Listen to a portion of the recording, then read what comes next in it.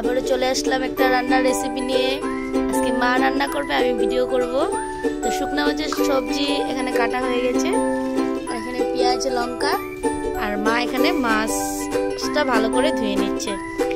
তো চলো শেয়ার করব যতটুকু পারি। কি ভালো করে ধুয়ে নিয়েছে, এখন মাছগুলো একটু ভেজে নেবে।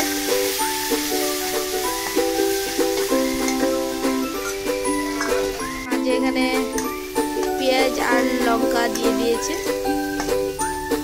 মানে ইজি প্রসেসে রান্না করবে, যেটা একদম শর্টকাট হবে, কম সময় লাগবে, খেতেও টেস্টি হবে। আর যেহেতু তোমরা চাইলে অবশ্যই রসুন অ্যাড করো, যেহেতু আমার বাবা খায় না তাই রসুন অ্যাড করবে না। সময় ভেজে নেবে, ভাজার সাথে সাথে একটু মজা যাবে, নাহলে খেতে টেস্টি হবে না।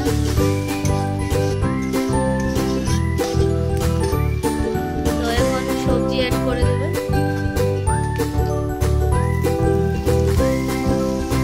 সবজিগুলো ভালো করে নাড়াচাড়া করে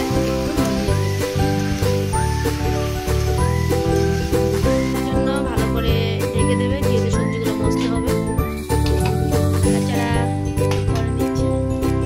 তো এখন মশলাটা অ্যাড করে দেবে। তোমরা চাইলে যখন পেঁয়াজটা সম্বাসে দাও তখন মশলাটা অ্যাড করে দিতে পারো, যেহেতু মা এখানে একটু মশলাটা ভালো করে মজিয়ে নিয়েছে, তারপরে মশলা অ্যাড করছে। আর তোমাদেরকে আগের ভিডিওগুলোতে বলেছি আমরা এত মশলা খাই না, আর পারলে তোমরাও সবাই কম করে খেয়েও, যেহেতু মশলাতে অনেক এফেক্ট হয়, যত কম খাবে তত। তো এখন এখানে একটু জল অ্যাড করে দেবে, যেহেতু একবারে তো শুকনো শুকনো ভালো লাগবে না, তো জল অ্যাড করে দেবে। তারপরে জলটার সাথে সাথে সবজিগুলো একটু ভালো